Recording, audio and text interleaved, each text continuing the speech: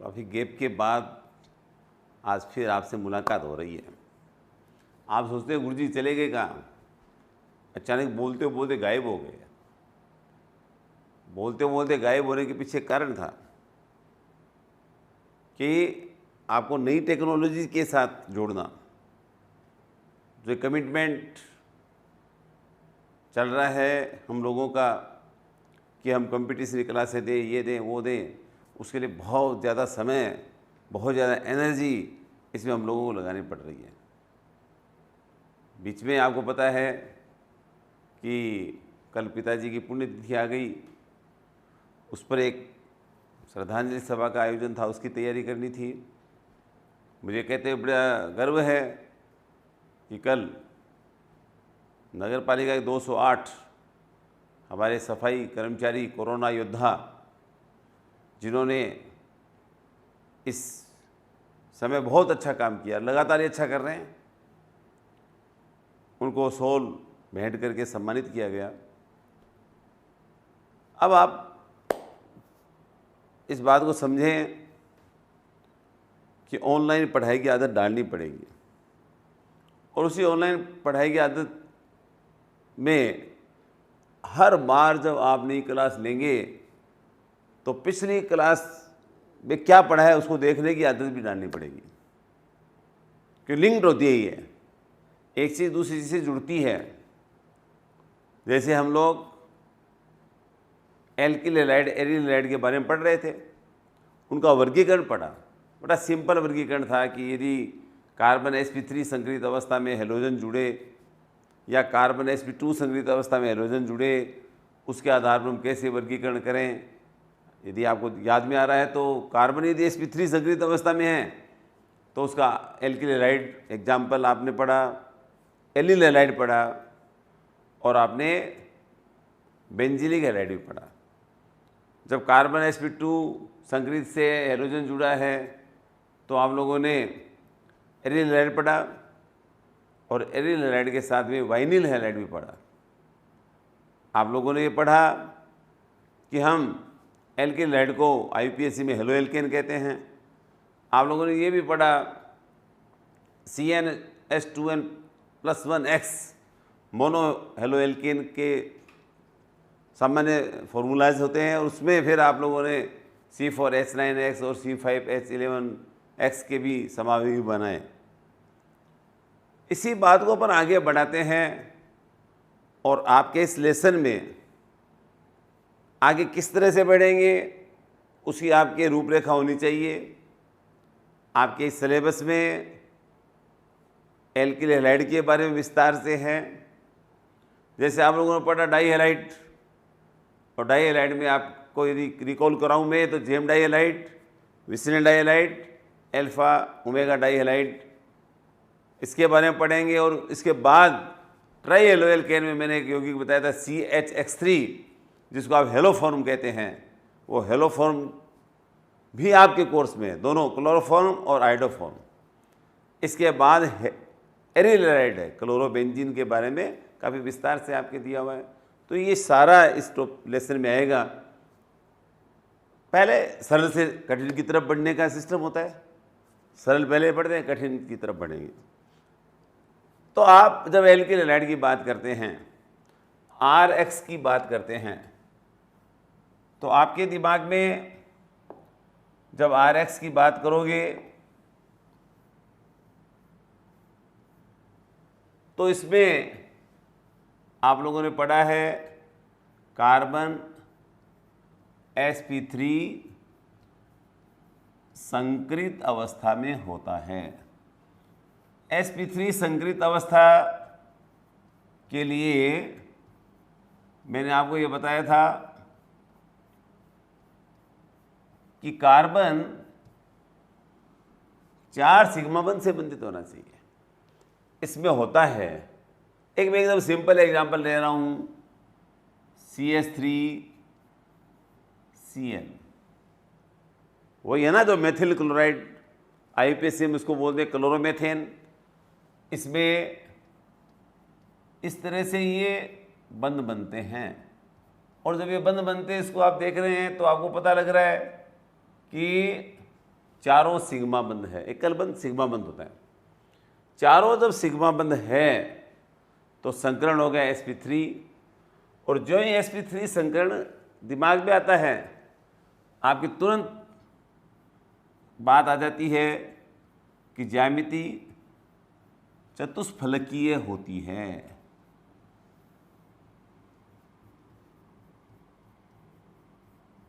sp2 होते ही आपके दिमाग में आता है समतलीय होती है। sp बोलते ही सरल रेखीय होती है।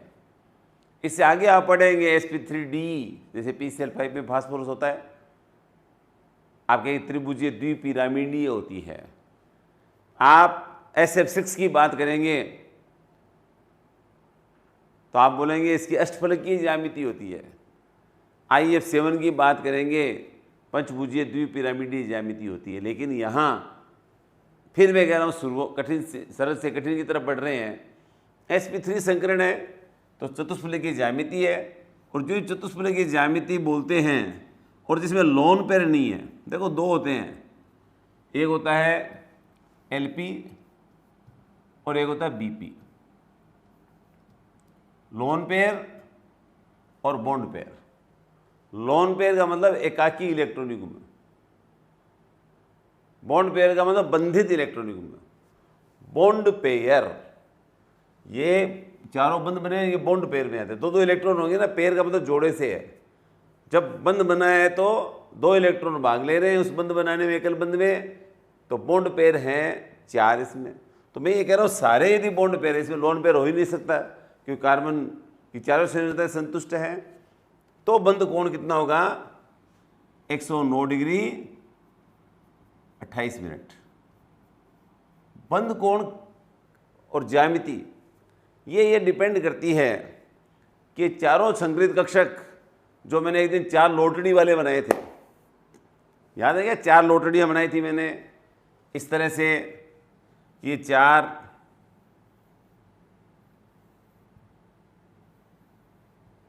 कक्षक जो समान होते हैं आकृति के, वो परस्पर मिलकर के इस प्रकार से व्यवस्थित होते हैं कि उनमें न्यूनतम प्रतिकर्षण हो।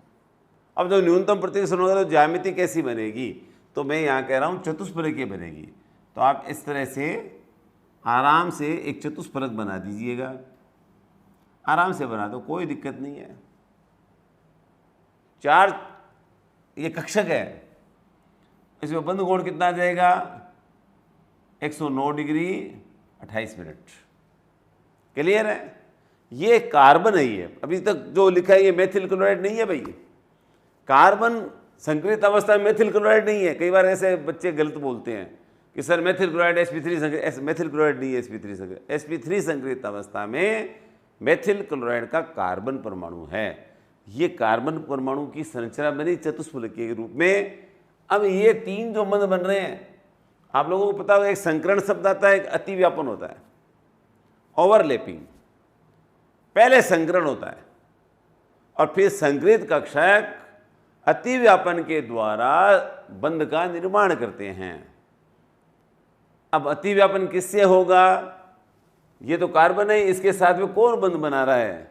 तो इसके साथ बंध बना रहा है हाइड्रोजन। हाइड्रोजन वो गोले वाला, अंटपिल चोटपिल वाला नहीं, गोलाकार ज्यामिति होती है एस कक्षक की।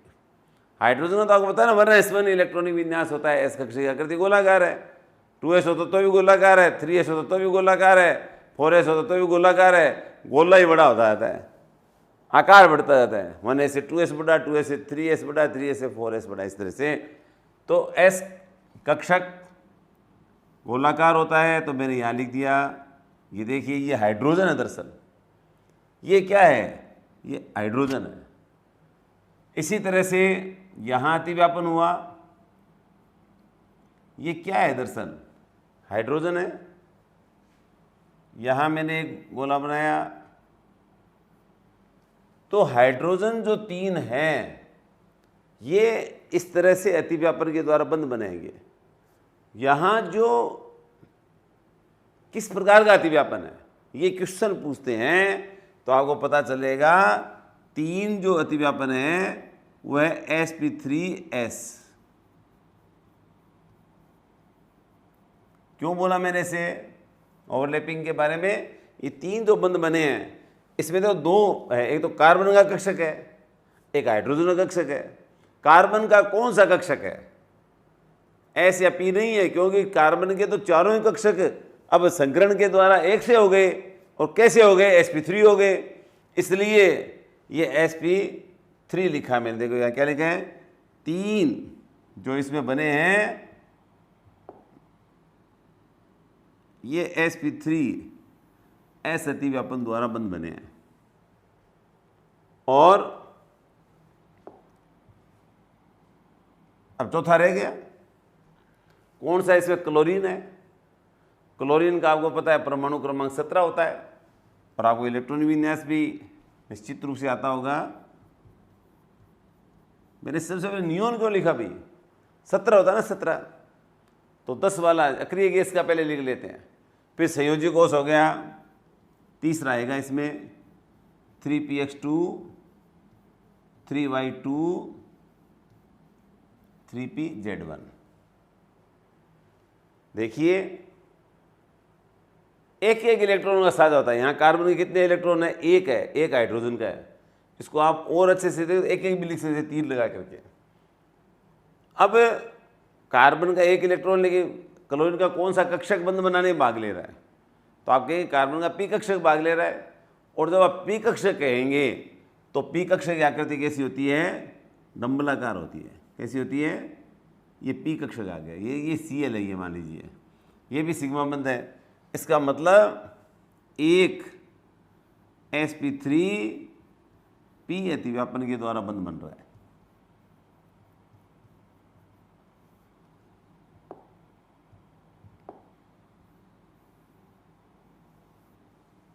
ये इधर वाला जो है, ये फिर मैं बता रहा हूँ, ये क्लोरीन है। ये 3 बने, ये किसके? हाइड्रोजन।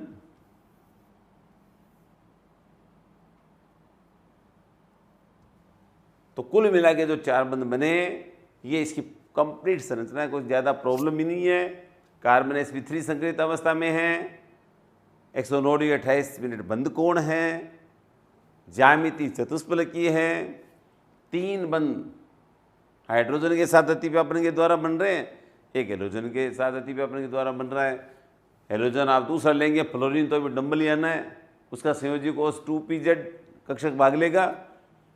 आप ब्रोमीन लेंगे तो 4pz हो जाएगा, आयोडीन लेंगे 5pz हो जाएगा। एक साथ क्रम से जब अपन याद करते हैं फ्लोरीन, क्लोरीन, ब्रोमीन, आयोडीन, तो क्लोरीन जब 3pz है तो उसके ऊपर वाला 2pz1 होगा, इसके नीचे वाला 4pz1 होगा, इसके नीचे वाला 5pz हो। तो आप इसे कई बार क्या, तो पूरा विन्यास नहीं लिखना चाहते हैं तो भी आपके समझ में आना चाहिए कि फ्लोरीन का 2p कक्षक, क्लोरीन का 3p कक्षक, ब्रोमीन का 4p कक्षक और आयोडीन का 5p कक्षक अतिव्यापन में भाग लेगा।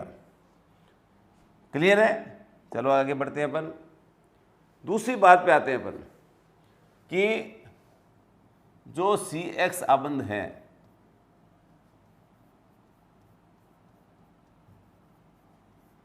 कि प्रकृति, एक शब्द प्रकृति। प्रकृति से मतलब ये होता है कि जैसे आप सहसंयोजक बंध बनने की बात करते हैं, सहसंयोजक यौगिकों में एक शब्द आता है, कभी आपने गौर भी किया होगा, ध्रुवीय बंध, अध्रुवीय बंध। आयनिक के लिए शब्द नहीं आता भाई, ध्यान देना आप। आयनिक बंध में तो आयनों के मध्य आकर्षण है, उसमें तो इलेक्ट्रॉन दे दिया तो खिंचातानी का प्रश्न नहीं है। इसलिए जब भी आप ये सब सुनते हैं ध्रुवीय, अध्रुवीय, तो आपके दिमाग में माइंड सेट कर लीजिए कि ये ध्रुवीय या अध्रुवीय यदि शब्द आ रहा है तो जरूर सहसंयोजक यौगिक या सहसंयोजक बंध की बात हो रही है। आपको पता है, जैसे आप में से कुछ विद्यार्थी हैं जो बेहद शांत होते हैं, शांत, कंसंट्रेट रखते हैं, दिमाग के अंदर कोई इधर उधर की बात नहीं है। जिनके इधर उधर की बात नहीं होती है, मैं उनको कहता हूँ ये नॉन पोलर हैं। नॉन पोलर का मतलब अध्रुवीय है, ध्रुवण नहीं है, ध्रुवण नहीं है। जैसे एच एच बंद अध्रुवीय, Cl Cl अध्रुवीय, Br Br अध्रुवीय, I I अध्रुवीय, ये अध्रुवीय बंद है। कैसे बंद है? अध्रुवीय। क्यों है अध्रुवीय? इनमें अध्रुवीय सहसंयोजक बंध बोल देते हैं हम, क्योंकि साझे वाले इलेक्ट्रॉन पर दोनों बंधित परमाणु का बराबर अधिकार है। देखो ये दोनों एक से हैं। आपको पता है जो इलेक्ट्रॉन साझे में भाग लेंगे उन पर दोनों परमाणुओं का अधिकार होता है। नाश्ते वाली प्लेट है ये, जीमने वाला मामला नहीं है। आयनिक बंध तो जीमने वाला मामला होता है।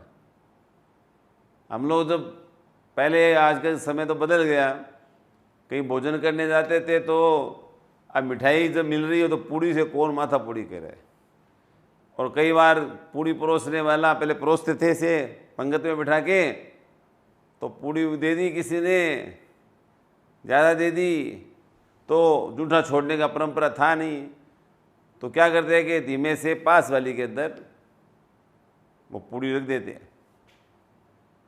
अब पास वाला सोचता है पूड़ी आई कहाँ से, आ गई भाई, इलेक्ट्रॉन का स्थानांतरण हो गया ही है। अब ये पूड़ी किसकी हो गई? जिसको दे दी उसकी हो गई। ऐसे मान लो ये पूड़ी होती थी, ये NaCl है ना, ये पूड़ी है, ये Na है, ये Cl है। Na आपको बताया कितना परमाणु क्रमांक है? 11। बहुत जैसे शुरुआत में ही आप लोग ये उदाहरण लेते ही हैं। और क्लोरीन का भी मैंने बताया 3s2 3p5। अब सोडियम एक इलेक्ट्रॉन देगा, Cl एक इलेक्ट्रॉन लेगा, तो सोडियम ने जो इलेक्ट्रॉन दे दिया तो ये विन्यास आ गया उत्कृष्ट, और Cl ने ले दिया तो अष्टक पूरा हो गया।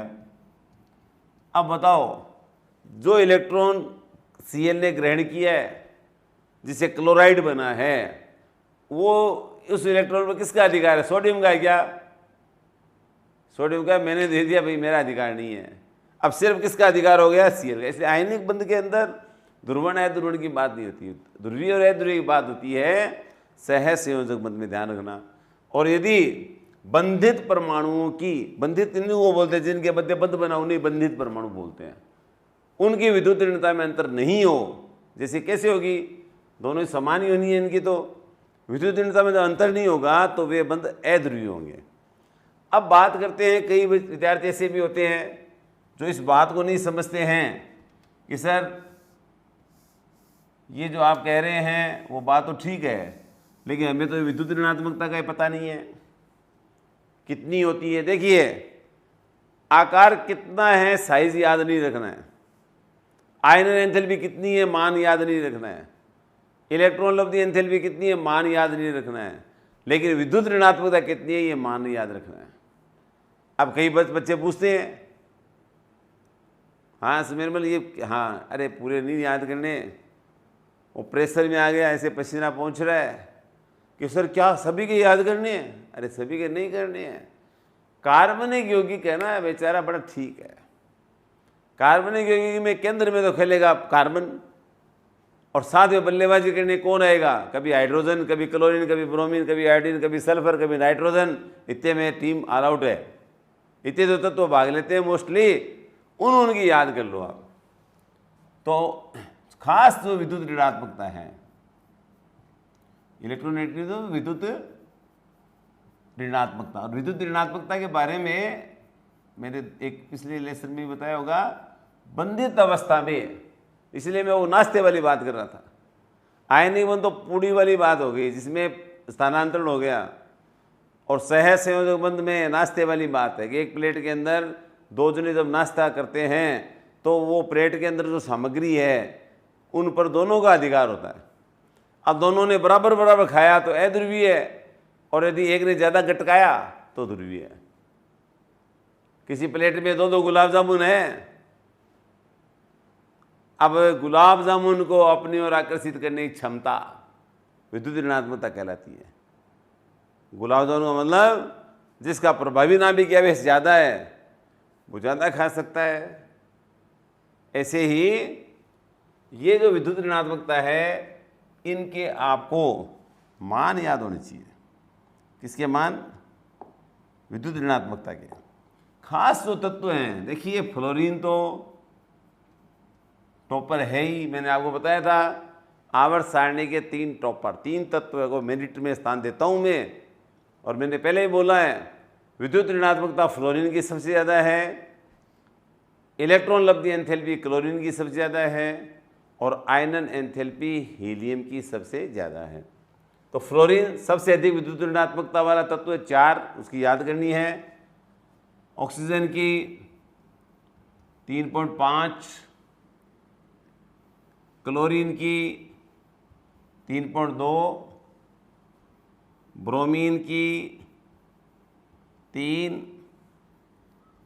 नाइट्रोजन की भी 3, आयोडीन की 2.7, कार्बन की 2.5, हाइड्रोजन की 2.1। सबसे कम जो विद्युत ऋणात्मकता है वो होती है सीजियम की। सीजियम की कुछ लड़के से आलस खिला रहे हैं, तो ध्यान रखिए सीजियम की 0.7 है, सबसे कम वाला हो गया सीजियम। तो इसीलिए आपके 11th में एक उदाहरण आता है कि सीजियम फ्लोराइड, एक यौगिक आता है, देखिए बहुत इंपॉर्टेंट है कंपटीशन के हिसाब से। सबसे अधिक आयनिक लक्षण वाला तत्व होता है सीजियम फ्लोराइड, क्योंकि सीजियम की विद्युत ऋणात्मकता 0.7 है, फ्लोरीन की 4 है।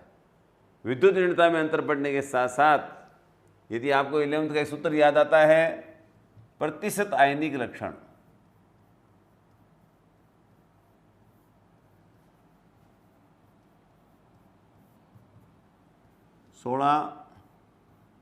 देखो विद्युत ऋणात्मक एक्स बोलते हैं काई होता ही है, प्लस 3.5 काई ए माइनस काई बी का होल स्क्वायर। इस सूत्र से आप किसी भी बंध में आयनिक लक्षण निकाल सकते हैं। क्या लिखा मैंने? 16 काई ए माइनस काई बी। ये बड़ा इंपॉर्टेंट सूत्र है, इसको अच्छे से पढ़ भी लेना आप लोग।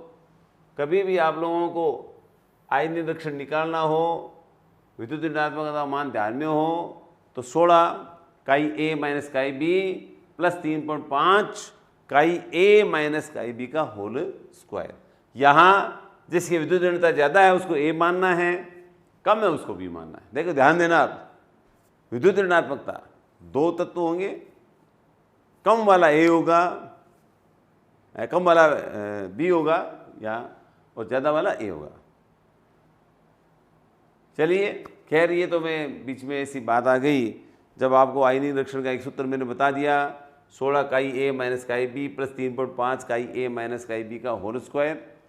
इस हिसाब से सबसे ज़्यादा तो अंतर आएगा इनमें आएगा, क्योंकि ये 0.7 है सबसे कम, ये है 4, तो इनसे ज़्यादा डिफरेंस तो आएगा ही नहीं। ठीक है, फिर अपन आते हैं, अब यहाँ पर आओ आप, ये किसकी है? फ्लोरीन, ये क्लोरीन, ये ब्रोमीन, आयोडीन और ये है कार्बन। जब आप बात करते हैं CX आबंध की प्रकृति की, तो अब आपको पता लग गया कि कार्बन की तुलना में तो चारों ही हैलोजन, फ्लोरीन हो, क्लोरीन हो, ब्रोमीन हो, आयोडीन हो, सभी की विद्युत ऋणात्मकता ज़्यादा ही है। कार्बन की 2.5 है, उसकी तुलना में बाकी सबकी विद्युत ऋणात्मकता क्या है? अधिक है। इसलिए अपन जब इस बंध की प्रकृति की बात कर रहे हैं और जब इसकी जो हेडिंग आप लोगों ने लगाया कि कैसी प्रकृति होती है, तो अब आप बताइए, कई जगह ऐसे लिखा है, मिलेगा आप लोगों को, आंशिक धनावेश, आंशिक ऋणावेश, डेल्टा प्लस डेल्टा माइनस। क्यों लिखा है डेल्टा प्लस डेल्टा माइनस? क्योंकि ये ना ये एक्स इलेक्ट्रॉन को खींचे होले होले, इलेक्ट्रॉन को खींचे होले होले। अब कोई कहता है हेलोजन ही क्यों खींच रहा है, कार्बन क्यों नहीं खींच रहा है? अरे भाई, रस्सा खींच एक प्रतियोगिता होती है, उसमें दोनों तरफ रस्से को पकड़ी हुई होती टीम। इधर वाली टीम के खिलाड़ी पकड़ रहे हैं, इधर वाली पकड़ रहे हैं। अब इधर वाली टीम में तो कार्बन, इधर वाली टीम में है हेलोजन। अब ये दोनों रस्सा पकड़ रखा है, बंद है। कार्बन अपनी तरफ खींच रहा है, हेलोजन अपनी तरफ खींच रहा है। अब कौन ज्यादा खींचेगा? जिसमें जितना है दम। तो हेलोजन किसी से नहीं है कम, इसलिए कार्बन से इलेक्ट्रॉन खींचेंगे हरदम। जब कार्बन से हेलोजन जुड़ गया, प्रभावी नाभिक ज्यादा होने के कारण से, विद्युत ऋणात्मकता ज्यादा होने के कारण से ये रस्सा थोड़ा इधर आ जाएगा, इधर। कार्बन उधर से इधर आ गया। इसका मतलब फायदा किसको हुआ? कार्बन को हुआ या हेलोजन को हुआ? तो आप कहेंगे गुरुजी ये तो मोर्चा हेलोजन मार रहे हैं। अरे जो मोर्चा मार रहे हैं उसको फायदा हुआ, घाटा, चंगुओ? उनको हो गया फायदा। फायदा हो गया तो जब इलेक्ट्रॉन, जैसे आप Cl पर Cl माइनस करते हैं एक इलेक्ट्रॉन लेने के बाद, उसने तो चूंकि पूरा ही गब्बड़गच कर लिया इलेक्ट्रॉन।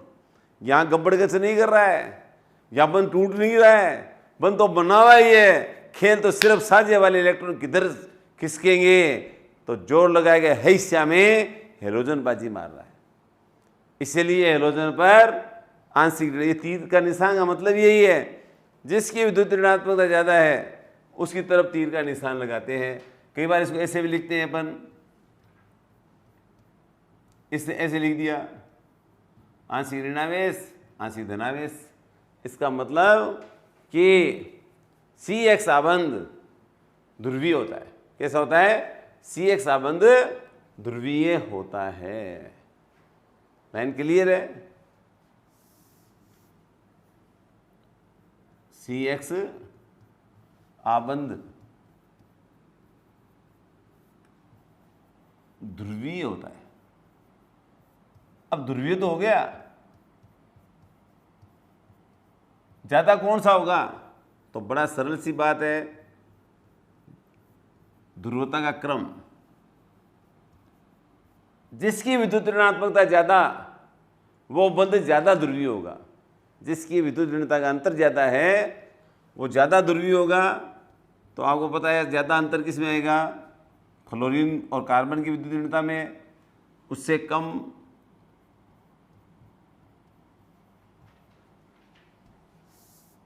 और सबसे कम ध्रुवता होगी Ci आबंध की। इसकी हो जाएगी Ci आबंध की विद्युत ऋणता सबसे कम हो जाएगी। सबसे ज्यादा ध्रुवता किसकी होगी?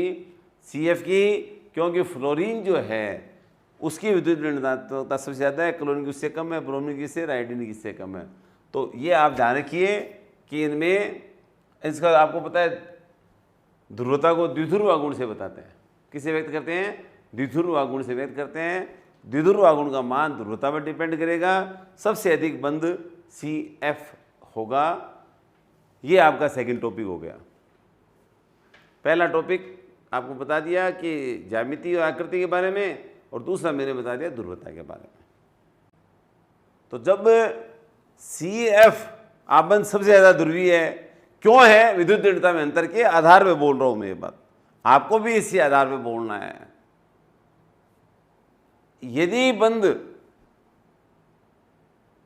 मान लीजिए ध्रुवता है, अध्रुवीय बंध है, इसका अगला जैसे अपन टॉपिक लेंगे, चलो उस टॉपिक पे आते हैं अपन, तब आपको थोड़ा समझ में आएगा हेलो एल्केन बनाने की विधियां।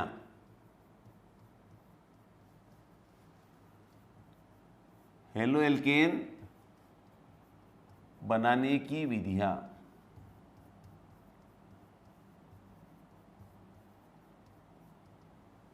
देखिए, जब भी आप विधि पढ़ो, शुरुआत करो जो आपने पहले पढ़ा है कि क्या आप उससे कभी बनाया है कि नहीं बनाया है, या हमेशा बनाया ही बनाया है गुरुजी को।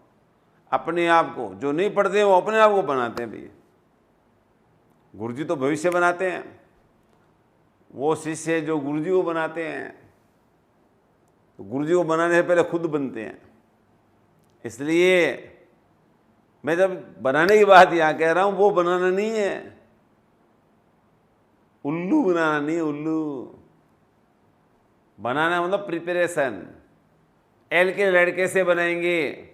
तो मैं ये कह रहा जो आप लोगों ने पहले पढ़ा, पहले तो आप लोगों ने तो 11वीं में तो 2-3 यौगिक पढ़े हैं भाई, एल्कीन बनाने का उसके रासायनिक गुण, एल्कीन बनाने का उसका रासायनिक गुण, बेंजीन बनाने का उसका रासायनिक गुण, एल्काइन बनाने का उसका रासायनिक गुण, यही तो पढ़े होंगे आपने 4। तो जरूर आप लोगों ने, जरूर विश्वास समझिए आपने पढ़ा और याद है कि आप लोगों ने एल्केन के हेलोजनीकरण, अब हेलोजनीकरण का सिद्धांत होता है, हेलोजन का जुड़ना ही हेलोजनीकरण है।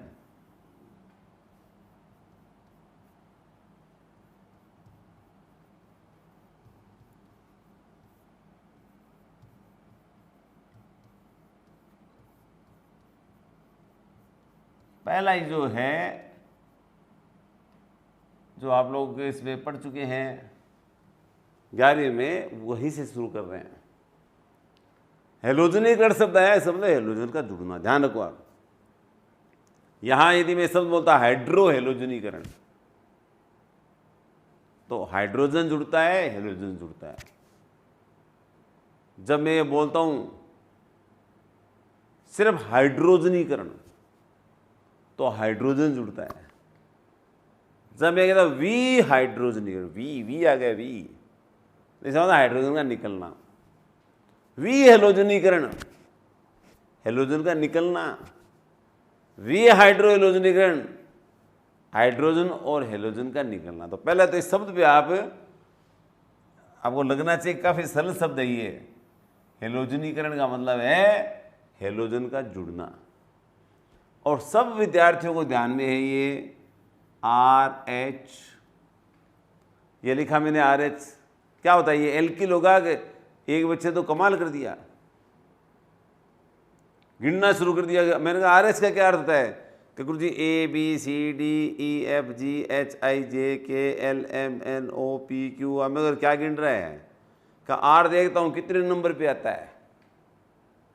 मैं क्या होगा कि हाइड्रोजन ऐसे गिनूंगा ABCDEFGH, तो वो कितने पे आता है घटा दूंगा तो R-H आ जाएगा। अरे भैया, न R वो न H वो, ये R कोई रामलाल वाला R है क्या?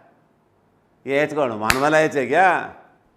अरे R तो एल्किल वाला है, H हाइड्रोजन वाला है, और R और H, R होता है एल्किल CnH2n+1, H जुड़ गया तो CnH2n+2 हो गया। यानी एल्केन के लिए ये अपन लिख सकते हैं, लिखते हैं वो जगह जो आप लिखते हैं ये CnH2n+2, बस वो यही है RH।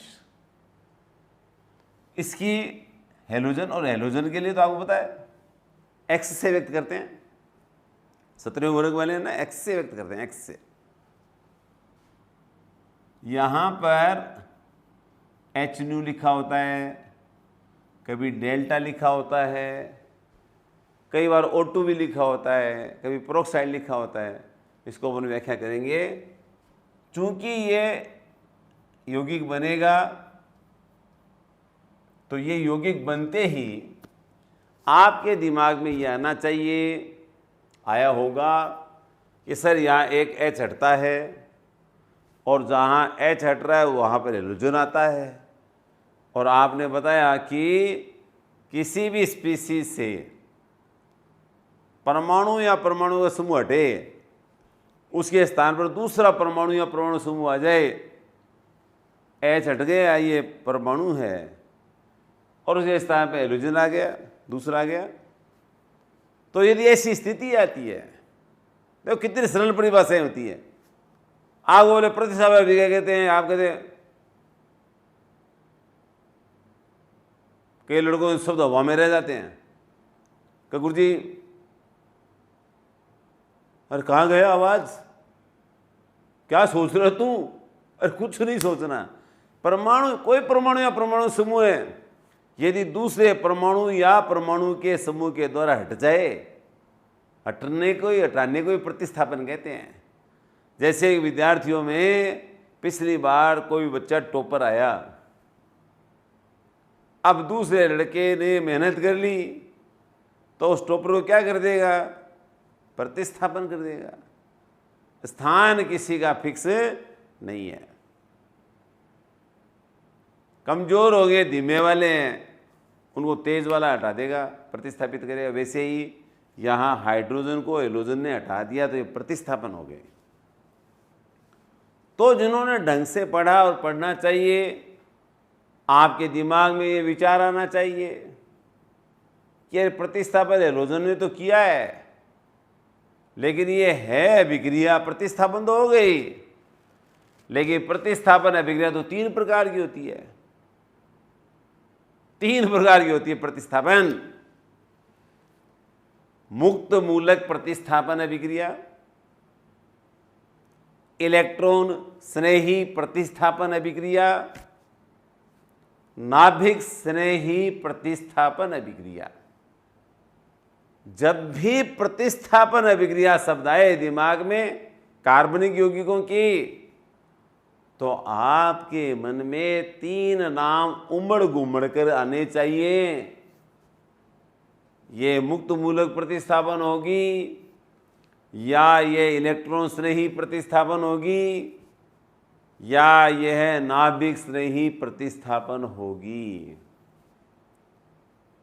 तो जब आप ये 3 नाम आपके आएंगे तो आपके दिमाग में ये भी आएगा क्या मुक्त मूलक किसे कहते हैं, इलेक्ट्रॉन स्नेही क्या है, नाभिक स्नेही क्या है। 3 नाम जो बोल रहे हैं, मुक्त मूलक, इलेक्ट्रॉन स्नेही और नाभिक स्नेही, आपके आएगा ना दिमाग में, या नहीं आ रहा है? क्यों भाई लड़कियों, ये आ रहा है ना? कहाँ सर, ये दिमाग में आएगा तभी तो हम सोचेंगे कौन सी प्रतिस्थापन अभिक्रिया है। और जब आप मुक्त मूलक बोलेंगे तो आपको ये भी पता चलेगा, आपके दिमाग में ये भी बात आएगी कि बंध का विखंडन। देखिए, कोई भी रिएक्शन होती है, पुराने बंध टूटते हैं, नए बंध बनते हैं, तभी तो नया यौगिक बनेगा। पुराने बंध टूटेंगे, नया बंध बनेगा। यहां ये बंध टूटेगा, ये हेलोजन को भी आप सच ये होता है, ये बंध टूटेगा तब ये R और X जुड़ेगा, ये नया बंध बना, H और X जुड़ा, ये नया बंध बना। पुराने बंध टूटेंगे और नया बंध बनेगा। इस बात को समझ रहे हैं आप? क्या हो जाएगा? अब पुराने बंध जब टूटेंगे तो टूटने की संभावना 2 तरह से होती है। 2 तरह से होती है।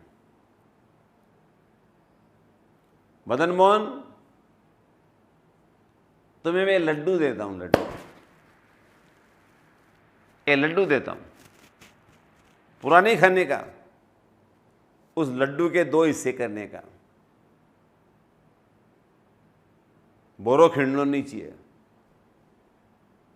2 हिस्से करने का, देसी घी वाला। हाँ, और मैं तेरे को ये बोलूंगा कि दोनों हिस्से तेरे को ही मिलेंगे। एक प्रश्न का सही जवाब देना पहला मिलेगा, दूसरे प्रश्न का सही जवाब दूसरा मिलेगा। तो तुम जब लड्डू तोड़ोगे तो तुम्हारे हाथ में ऐसी जादुई शक्ति है कि उसके हिस्से दोनों क्या कर दोगे? बराबर। जैसे मान लीजिए ये कोई बंध है ए, बी ए कोई यौगिक है, और अभी मैं जो बात कह रहा हूं कि बराबर इलेक्ट्रॉन वितरित होंगे, तो मदन मोहन लड्डू तोड़ेगा यहां से, तो ए और ये आ गया बी। लेकिन ए और बी है तो कोई कहे गुरुजी ए और बी है तो ये इलेक्ट्रॉन कहाँ गए दोनों? जब समान विखंडन, समान शब्द बोलते हैं, सम प्लस अंश, सम्मित विखंडन भी बोलते हैं, होमोलेक्टिक भी बोलते हैं, मुक्त विदलक विदलन भी बोलते हैं, 4 नाम से बोल सकते हैं। तो यहाँ ये जो मैं टिमकी लगा रहा हूँ, टिमकी क्या है भाई? ये टिमकी अयुग्मित इलेक्ट्रॉन है, ये साझे वाले इलेक्ट्रॉन है। दरअसल ये टिमकी आई कहाँ से? साझे वाले इलेक्ट्रॉन है, इसी को मुक्त मूलक कह रहे हैं। बराबर बांट दिया आपने तो ये मुक्त मूलक हो गया। लेकिन मदन मोहन को मैं ये बोल दूं कि मदन मोहन एक लड्डू दे रहा हूं और उसके 2 टुकड़े करने हैं, एक तुम रख लेना और एक इस दीनदयाल को दे देना। तो मदन मोहन के हाथ, वही मदन मोहन जिसे अपने लिए 2 टुकड़े किए तो बराबर हुए, उसके हाथ में ऐसा अलग से सिस्टम बनेगा कि जब लड्डू टूटेगा तो एक हिस्सा बड़ा होगा और एक हिस्सा छोटा होगा, और बड़े हिस्से पर जी ललचाएगा मदन मोहन का। वो समास विखंडन हुआ क्या? नहीं हुआ, वो तो विस्मास विखंडन हो गया। यदि मान लीजिए, यदि अपन विद्युत ऋणता की बात करें तो बी की यदि विद्युत ऋणता ज़्यादा है तो आपको पता है कि इलेक्ट्रॉन को कौन ज़्यादा खींचेगा? बी ज़्यादा खींचेगा। ये कलर आप लोगों को दिख रहा है क्या भाई? ये खींचेगा, दिख रहा है? Very good. तो इसमें ए पर घाटा हो गया, बी को फायदा हो गया। क्यों हो गया? क्योंकि दोनों इलेक्ट्रॉन किधर चले गए? बी की तरफ। यही बात जब हम कार्बनिक यौगिक के लिए करें, जैसे हेलोजन की विद्युत ऋणता ज़्यादा है, अभी बताया था मैंने, तो इलेक्ट्रॉन कौन खींचेगा? एक्स। और जब बंध टूटेगा तो विखंडन होगा, विस्मांस। आप कहेंगे ये कार्बोनियम बन गया। क्या बन गया? कार्बोनियम। कार्ब केटाइन बोलते हैं, कार्ब धनायन भी बोलते हैं। तो 2 तरह की घटनाएं होती है, बस सीधी ये समझ लो आप। 2 तरह की घटनाएं क्या होती है कि बंध का विखंडन यदि समांश होता है तो मुक्त मूलक बनते हैं, और यदि बंध का विखंडन विस्मांश होता है, जिसको असम्मित विदलन हेट्रोलेटिक बोलते हैं, उस स्थिति में 2 तरह के आयन बनते हैं। यदि कार्बन इलेक्ट्रॉन न्यून, कार्बन से जुड़ा हुआ समूह अधिक विद्युत ऋणी है, तब तो कार्बन पे आएगा प्लस, और यदि समूह की तुलना में कार्बन की ज़्यादा विद्युत ऋणता तो कार्बन आएगा माइनस। तो 2 तरह के बन जाते हैं, कार्बोनियम या कार्बेनियन। तो 3 नाम बोल दिए देखो, कार्बन मुक्त मूलक फ्री रेडिकल, कार्बोनियम, कार्बेनियन। इसको ज़्यादा नहीं समझ करके और एकदम सिंपल यदि अपन लें तो मेरे समझ में ही आता है, जैसे मैं सिर्फ मेथिल के हिसाब से बोल रहा हूँ, ऐसा लिखा मुक्त मूलक, ऐसा लिखा कार्बोनियम, ऐसा लिखा कार्बेनियन, कार्बन मुक्त मूलक, कार्बोनियम, कार्बेनियन। ये बनेगा समास विखंडन से, और ये दोनों बन सकते हैं विस्मास विखंडन से।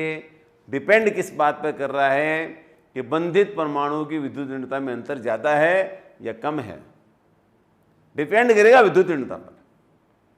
अब बात आती है एल्केन की। अब एल्केन है, इसमें तो आपको पता है कार्बन से जुड़ी हुई हाइड्रोजन, कार्बन की 2.5 है, हाइड्रोजन की 2.1 है। ध्यान देना, यदि विद्युत ऋणता में अंतर 0.5 से कम आता है, 0.5 से कम, ये देखिए 2.5, 2.1, 0.5 से कम है, ऐसा बंध अध्रुवीय कहलाता है। क्या कहलाता है? अध्रुवीय। यदि आप याद करेंगे तो आपने 11th में पढ़ा है, एल्केन अध्रुवीय होती है, और वो इसीलिए पढ़ा आपने कि कार्बन की 2.5, हाइड्रोजन की 2.1, difference of electron negativity is less than 0.5, 0.4 ही है ये अंतर। इसलिए कैसा हो गया, अध्रुवीय। इधर जिससे आप क्रिया कर रहे हैं हैलोजन, उसकी तो आपको अभी मैंने बोला H2O2 N2 F2 Cl2, क्योंकि इनमें तो विद्युत समान ही है। ये भी क्या होगा, अध्रुवीय, यानी ये यौगिक भी अध्रुवीय है, हैलोजन भी अध्रुवीय है। तो तय बात है कि इनका समास विखंडन होगा, और समास विखंडन होने से मुक्त मूलक बनेगा। इसीलिए हम ये कह रहे हैं कि एल्केन का हैलोजनीकरण मुक्त मूलक प्रतिस्थापन अभिक्रिया होती है। फिर मैं बोल रहा हूँ, याद कर लो, समझ लो, एल्केन का, एल्केन भी अध्रुवीय है, हैलोजन तो अध्रुवीय है ही है। जब एल्केलाइड बनेगा इनकी क्रिया से, तो जो बंध टूट रहा है, समास विखंडन होना है, और अभिक्रिया की जो क्रिया विधि जिसको आप बोलते हैं वो होती है मुक्त मूलक क्रिया विधि। अब मैं थोड़ा सा, चूँकि मेरी ये आदत भी रहती है कि मैं पिछली चीज़, देखिए वो विद्यार्थी ज़्यादा आगे बढ़ेंगे जो पिछली बात को देखते हैं और इस बात को आप समझते भी हैं। आपने देखा होगा कि कल परसों ये एयरफोर्स का रिज़ल्ट आया, तो एयरफोर्स का रिज़ल्ट आया तो मैं आपके माध्यम से, इस क्लास के माध्यम से, मैं उन 2 विद्यार्थियों को यहाँ से सैल्यूट करता हूँ, उनको शुभकामनाएं देता हूँ, उनको बधाई देता हूँ कि ग्रामीण अंचल से होकर भी संतलाल गुनिया, जो सुरजन सर का विद्यार्थी पढ़ा, और रामदयाल सिंहमार जो आसपास सर बड़ा का विद्यार्थी है, दोनों बच्चों का एयरफोर्स में सिलेक्शन हुआ। एक बार मेरे साथ जोरदार तालियां सबके लिए, जय हिंद जय भारत बोलते हुए। इसी तरह से तो बच्चे आगे बढ़ते हैं, इसी तरह से तो आप आगे बढ़ोगे, और यही तो ताकत है। जब आप किसी चीज़ को दोहराते जाएंगे तो आप कभी नीट में सिलेक्शन की रिपोर्ट सुनेंगे, कभी एमसीयू सुनेंगे, कभी आईआईटी भी सुनेंगे, कभी एयरफोर्स, कभी नेवी में। इस तरह की बातें तब आती है जब कोई चीज़ आपको पहले आई नहीं आई। जिस दिन आपको नए सिरे से हम बताते हैं, उसी मनोयोग से सुनिए। तो मुक्त मूलक का यदि आप डेफिनेशन बोलते हैं तो सरल सी डेफिनेशन मैं लिख देता हूँ, काफ़ी डेफिनेशन बनती है। वे स्पीसीज जिनमें अयुग्मित इलेक्ट्रॉन अर्थात मुक्त इलेक्ट्रॉन, ये फ्री रेडिकल नाम इसी से है, मुक्त इलेक्ट्रॉन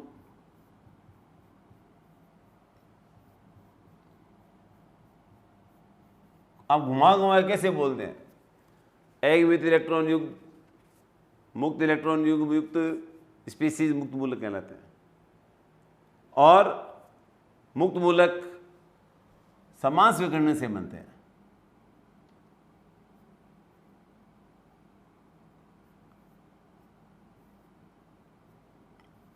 ये समांश विखंडन से बनते हैं।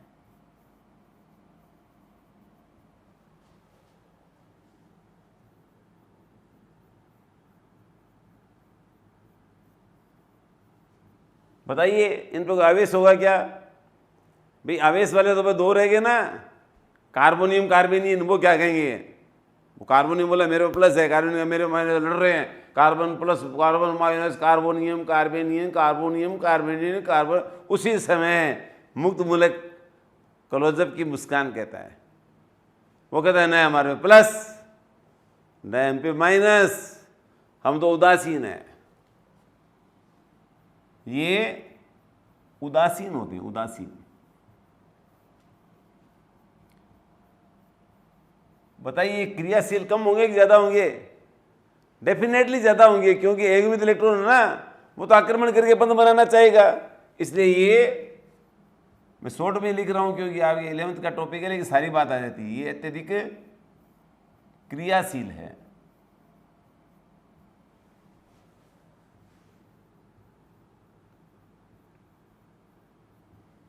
एक बात ध्यान रखिए, अयुग्मित इलेक्ट्रॉन जब होता है तो उस पदार्थ की प्रकृति, कोई ध्यान दीजिए आप, उसकी प्रकृति अनुचुंबकीय होती है। किसके कारण से? अयुग्मित इलेक्ट्रॉन है तो इनकी अनुचुंबकीय प्रकृति होती है।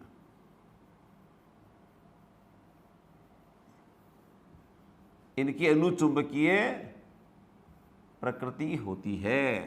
किसके कारण से होगी अभी बताया मैंने? अयुग्मित इलेक्ट्रॉन के कारण से इनकी प्रकृति अनुचुंबकीय होती है। यदि मान लीजिए कार्बन मुक्त मूलक की बात करें, कार्बन मुक्त मूलक फ्री रेडिकल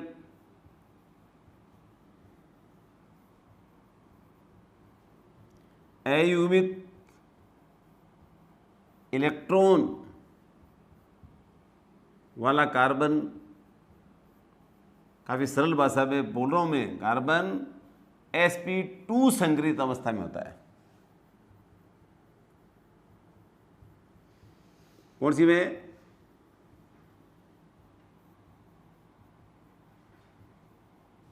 sp2 संग्रहित अवस्था में। sp2 संग्रहित होते ही क्या हो जाएगी? इनकी ज्यामिति समतलीय होती है। समतलीय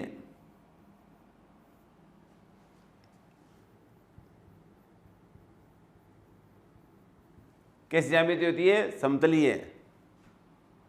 ये ताप, मैं एक ऐसे थोड़ा रूप में लिखता हूं, प्रकाश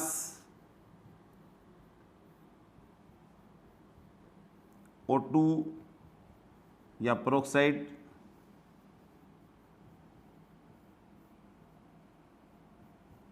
चौथा मैं लिख रहा हूं अध्रुवीय विलायक।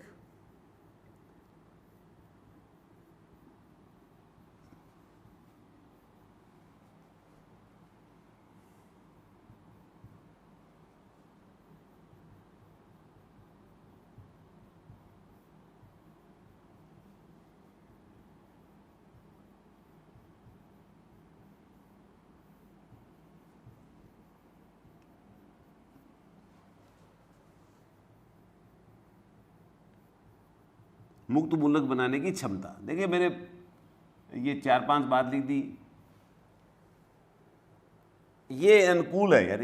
ये समझिए इसको, मैं इसको कर रहा हूँ एक बार तो शॉर्ट में समय का अभाव के कारण से क्या होता है कि कई बार थोड़ा शॉर्ट करते हैं, लेकिन इसको समझ लीजिए आप। ये एक तरह इनकी है अनुकूल परिस्थितियाँ।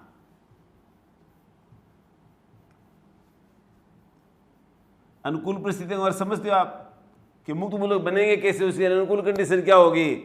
ताप हो, प्रकाश हो, ऑक्सीजन या पेरोक्साइड हो। ऑक्सीजन और या पेरोक्साइड भी मुक्त मूलक बनाने में सहायक होते हैं, इसलिए इनका लिखा है। इसी तरह से अध्रुवीय विलायक होना चाहिए, क्योंकि ध्रुवीय होगा ना तो विस्मास विखंडन की संभावना हो जाती है। सबस्ट्रेट या आक्रमणकारी में मुक्त मूलक बनाने की क्षमता हो, खुद या तो सबस्ट्रेट हो या आक्रमणकारी हो, दोनों में से कोई सा भी यदि ऐसा हो जिनमें मुक्त मूलक बनाने की क्षमता हो तो ये अनुकूल कंडीशन कहलाती है। तो इसमें मुख्य रूप से बात क्या समझनी है? sp2 संग्रहण, समतलीय ज्यामिति और अयुग्मित इलेक्ट्रॉन है ही, अनुचुंबकीय प्रकृति हो गई, अध्रुवीय विलायक, ताप, प्रकाश, ये इनकी है। इसको आप अच्छे से पढ़ लें। अब मैं एक और बात को कहता हूं, मुक्त मूलक के स्थायित्व का क्रम। मुक्त मूलकों के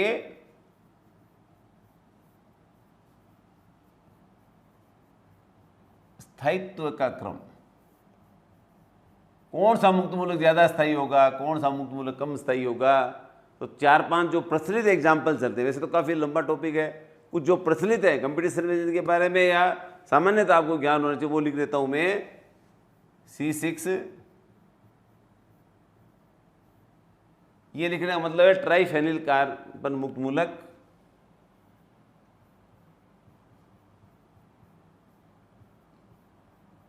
डाइफेनिल कार्बन मुक्त मूलक, ये आप जानते हैं बेंजील मुक्त मूलक।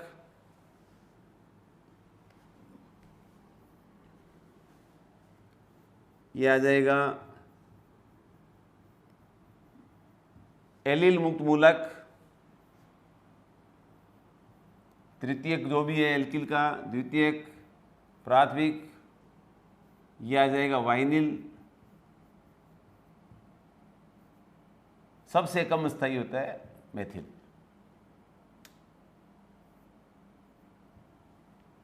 समझ रहे हैं ना इसको? इनमें सब पर ये है। ये क्यों है? मुक्त मूलक, एक मित्र इलेक्ट्रॉन इसमें होता है, क्रियाशील होते हैं, बहुत ज़्यादा क्रियाशील होते हैं और अनुचुंबकीय प्रकृति वाले होते हैं। कार्बन sp2 संक्रिय अवस्था में होता है, समतलीय ज्यामिति होती है, ध्रुवीय विलायक, ताप, प्रकाश इनकी उपस्थिति में बनते हैं। इतना भी आपको नहीं ध्यान में, ये हो गया। दूसरा एक और मैं क्रम यहाँ लिख देता हूँ, जैसे जो ज़्यादा प्रचलित आप लोगों के आते हैं, ये तृतीय ब्यूटिल, ये आइसोप्रोपिल, ये आ जाएगा एथिल मुक्त मूलक, ये आ जाएगा मेथिल मुक्त मूलक। और ये जो मुक्त मूलकों का स्थायित्व है,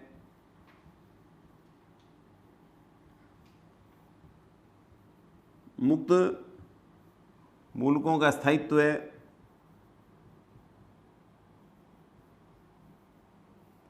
ये अनुनादी संरचना पर डिपेंड करता है।